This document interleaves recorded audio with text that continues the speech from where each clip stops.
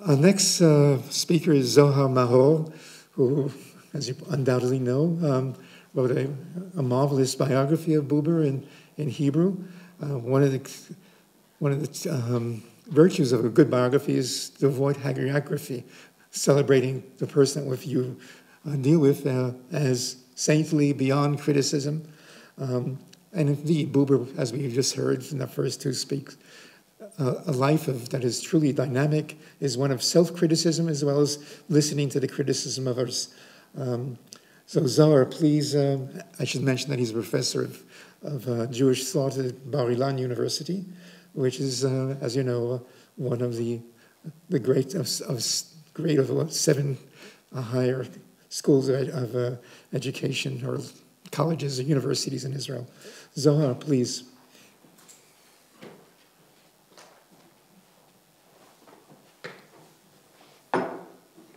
Thank you, Paul.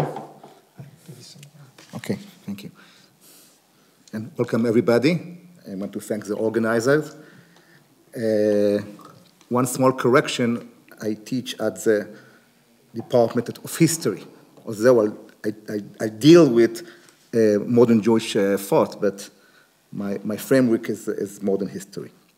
So I will speak about Buber and the Enchantments of Exile.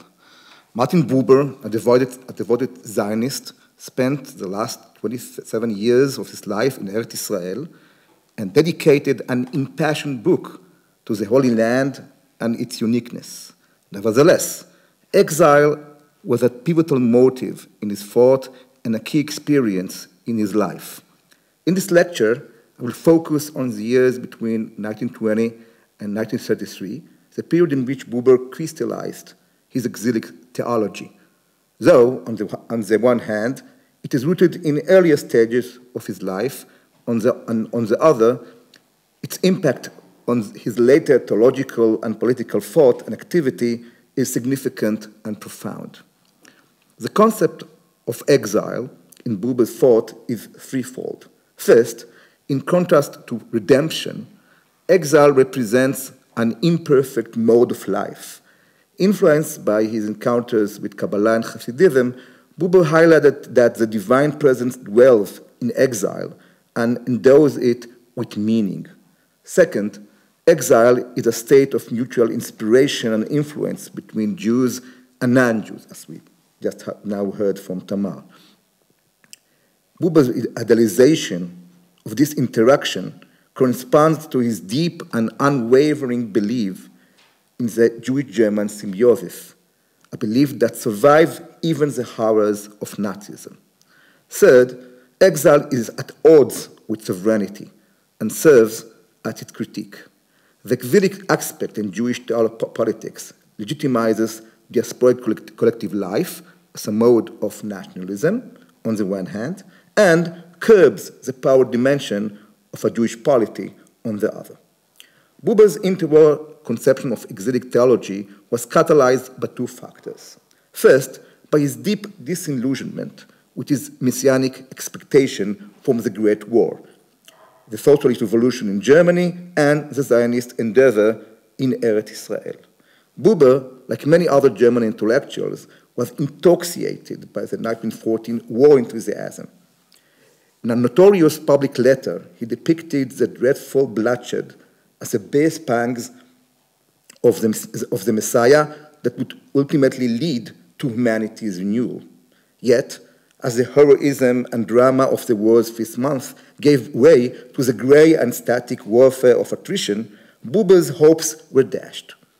In the same vein, he saw the 1919 communist revolution in Germany as heralding a messianic epoch. Yet, the collapse of these revolutions and the brutal assassination of his intimate friend and collaborator, Gustav Landauer, during the right-wing suppression of the Munich Revolution, convinced Buber that the way to redemption is longer and more winding than he expected.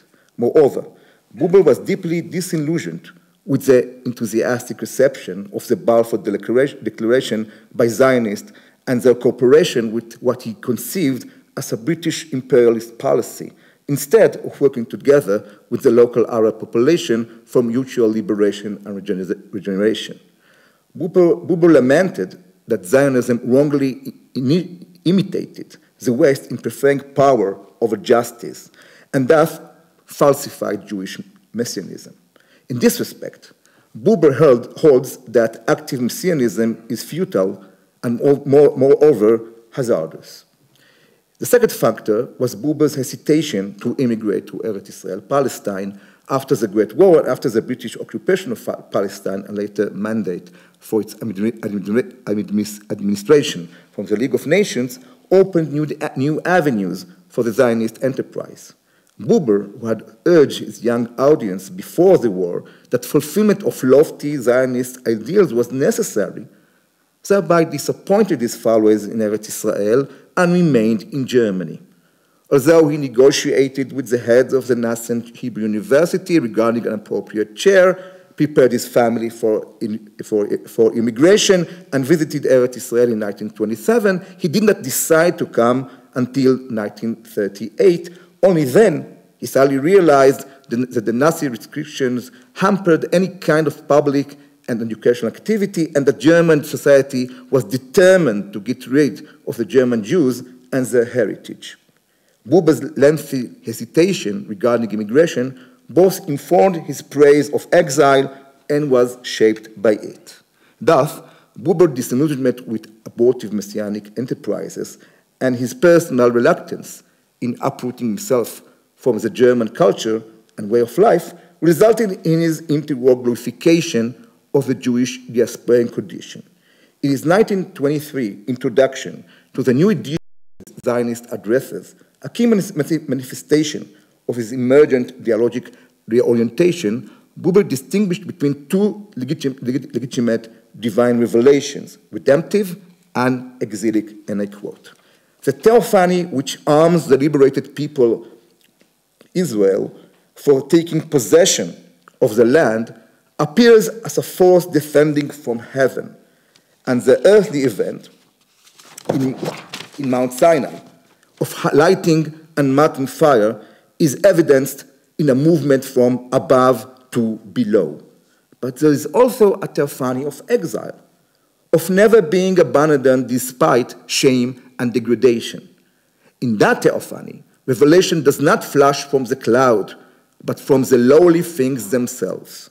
It whispers to us in the course of every ordinary day, and it is alive quite near us, quite close. The Shekhinah dwells about us, sharing our exile and our weight, and our suffering heals, and it is hallowed through the immanence of the Word.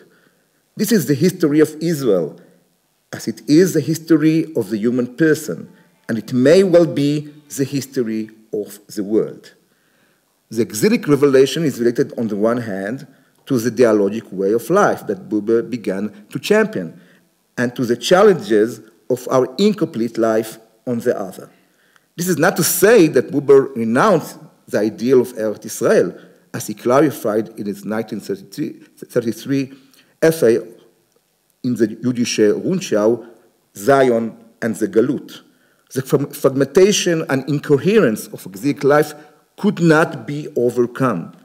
True and full realization of dialogic life, especially in its collective aspect, is possible only in an autonomous communal Jewish society, deeply rooted in the soil of Eretz Israel. Nonetheless, Buber emphasized his opposition to the prevailing Zionist Shlilat HaGalut, negation of the exile, because, quote, "For those living in exile, it is a given destiny, replete with meaning, that must be sanctified," end of quote.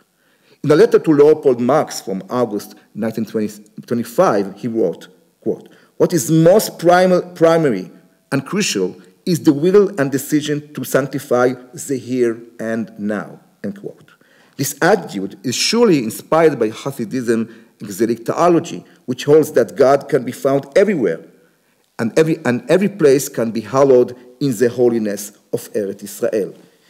In his introduction to his 1988 collection of writings on Hasidism, Buber highlighted the exilic messianism of Hasidic thought. He was probably the first to argue that in this wake of Sabbatean crisis, Hasidism fundamentally transformed the concept of Jewish messianism. For the Baal Shem Tov and his followers, redemption was not a future mega event ending a meaningless exile, but the ongoing process in which the tzaddikim of each epoch raise holy sparks from everyday life and thus endow it with meaning and value. And I quote, "This messianic mystery rests upon the hiddenness, upon a genuine factual hiddenness reaching into the innermost existence. The men through whom it passes are those of whom the nameless prophet speaks when he says, in the first person, that God sharpens them to a polished arrow and then consumes them in his quiver. The hardness belongs to the essence of the work of suffering. With the tearing apart of hiddenness, not only would the work itself be suspended, but a counter-work would set in. Messianic self-disclosure is a bursting of messianship. We live in an unredeemed world, but out of each human life that is unarbitrary and bound to the world, a seed of redemption falls into the world, and the harvest is God's," end quote. Buber exilic theology did not renounce the messianic tradition, but reinterpreted it.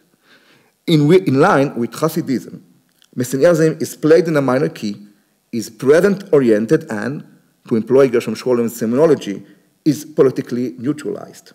This view was related also to Buber's new and critical attitude toward Christianity. While pre-war Buber argued that authentic Christianity is of one skin with true Judaism, during the interwar period, he highlighted the abyss between the two religions. I will presently suggest the reason for this reorientation, but first, let us explore Buber's critique of the Christian concept of redemption. Against the Christian view that with Jesus the world was redeemed, at least to the world that believed in him, Buber claimed that Judaism holds that the world is not redeemed, unquote. The Christian is as puzzling in the eyes of the Jew as the bold-faced who stands in a world that is not redeemed and proclaims that he experiences redemption, end quote. Christianity also errs in associating redemption with economic success and political power, and ignores the image of the Messiah that Jesus himself portrayed during his lifetime, that is, the suffering and ostracized servant of God. For Buber, this image was embodied by the Jews in their exile. The end of the exile will not come from the power of messianic activism, but from concealment, churban, and martyrdom, as in Hasidic teaching. Buber thus identified authentic Jewish messianism with Jesus' image as a Messiah falsified by Christianity. It is a messianism of losers. The reconciled approach to Christianity is part of Buber's new and sober view of Jewish-German relationship after the rise of interwar anti-Semitism, which shook his former messianic vision of symbiosis and harmony. In his introduction to the first issue of the inter-Jewish periodical Das Kreatur, prima facie, a model of Jewish-German cooperation, Buber presented his new exilic concept of inter-religious cooperation. I quote, "A mutual openness within the strict closure, each in his own," end quote. This is a post-liberal concept of Jewish emancipation, while 19th century heralds of emancipation saw it as the full integration of Jews into an enlightened and tolerant society and the realization of messianism. Buber and other post-liberals viewed emancipation as exilic and multicultural. The Jews would maintain or even reclaim their distinct collective identity as part of a net of communities open to dialogue one with each other. This reorientation is tightly related to Buber's interwar Bible translation, a joint initiative with his friend Franz Rosenzweig. In a 1987 letter to Buber, Rosenzweig emphasized the exilic nature of their joint project, quote, "And even though in the frame of BNR, your investment of working capital amounts to 80% and mine is only 20, the goal and effectiveness of the work are determined by the goal and work computed by me, the Galus Jew," end quote. Rosenzweig erroneously framed Buber as Zionist, But at this stage, Buber shared his exilic orientation. Hence, the importance of a new German translation of the Bible. Yet this translation, unlike its predecessor, was not aimed to pave a gateway out of the Jewish ghetto into German culture, but to represent the Jewish spirit to a non-Jewish German public that became more and more alienated toward this. The Buber-Rosenzweig project, therefore, corresponds to the exilic concept of translation as a dialogue between two distant and distinct collectivities. Yet Buber exilic theology did not only address diasporic Jewish life, but also budding Jewish autonomy in Eretz Israel, Palestine, and its political aspirations. During the interwar period, Buber developed a theopolitical thought intended to remedy what he deemed as a rising Zionist zeal for power. Whereas the Bible was usually used to bolster the prestige of a return to the land of Jewish sovereignty, Buber offered an alternative and subversive narrative of exile, as explicated in his 1932 book, God's Kingdom. The years of wandering in the desert are a crucial preparatory stage in the Jewish people's accomplishment of the promised land. God's constitutive revelation is transpired in the wilderness and not in the Holy Land, so as to demonstrate that God is not linked to a certain place. And quote, God wanders with his creature, he remains near it, he stands by it wherever it stands, end quote. He is the God of exile, renouncing all forms of power and fixity. God's real home is not the temple, but the tabernacle, the wandering tent, quote. The tent is a corporal sign against the Baalization of God, who does not allow himself to be attached to any natural spot, not even to Zion, the original spot of his habitation. The leading of the one who goes on before remains so much the central idea of Israeli faith that the wilderness wandering reported by the narrator as a punishment of an entire generation of people, and also remembered as such in song, appeared to many singers and storytellers as an abundant mercy. Buber, end quote. Buber hints here at the Harvard of modern Baalization, that is state nationalism and nativism adopted ardently by many Zionists. Theologically, they are grounded in linking God to a certain place and understanding its authority as power. But God's kingdom, he argued, is guidance and teaching, and as such corresponds to the temporal, spiritual, and loose leadership of the judges, not to the power-based and belligerent leadership of the kings. This political theology guided Buber in his Brit Shalom activism, a faction established by followers who immigrated like Hans Kron, Shmuel Hugo Bergman in 1985. Buber saw binationalism as a proper realization of his vision of exilic nationalism. It is not the division of political power and sovereignty between the Jews and Arab, but their mutual renouncement of power and sovereignty. Instead of a centralized national state, Zionism should aspire to establish a network of autonomous communities. To critics who held that the course of history leads to a world order founded on national states, the establishment of the Jewish state is the only way to secure the existence of the Jewish people. Buber answered that Judaism should not follow this historical trajectory. In a 1988 essay, Biblical Leadership, he emphasized that the true leader is a representative of the spirit who navigates according to its pillar of fire and not according to power considerations. It is not history that guides him, but meta-history. The biblical leader, like Moses, cannot guarantee success for those who follow this path, as history will ultimately unite with meta-history only when redemption comes. At the moment, Buber suggested his listeners should undertake the yoke of exile and failure. This is the meaning of the fate of the prophet, quote, whose existence is failure, though, through and through, end quote. Yet it is a failure that will produce victory in the long run. Indeed, Buber joined this long line of prophets, failing to convince the Zionist leadership and public to give up the dream of a Jewish state and to choose exilic life in the Holy Land. It seems that the state of Israel still prefers power and nativism over Buber's exilic guidance of the spirit. Interestingly, two contemporary Israeli intellectuals followed Buber's cults of exile, though neither mentions his name.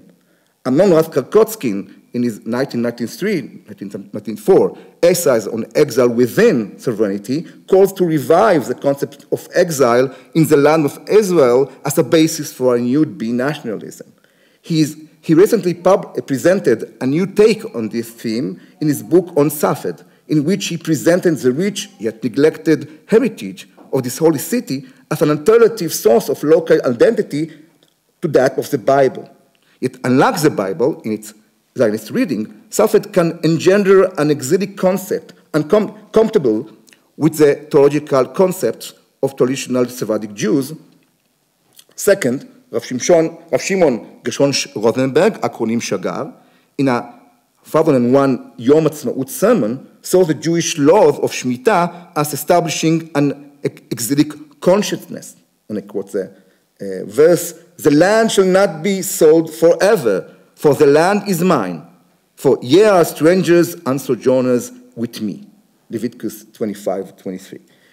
In a later essay, he saw this consciousness as corresponding to postmodern doubt and instability, and as crucial as a balance to the no less crucial homeliness. Only exilic uprootedness can unshackle us from the fetters of narrow-mindedness and chauvinism that might emanate from homeliness. In this respect, Buber exilic theology is as vital for us today as ever. Thank you very much.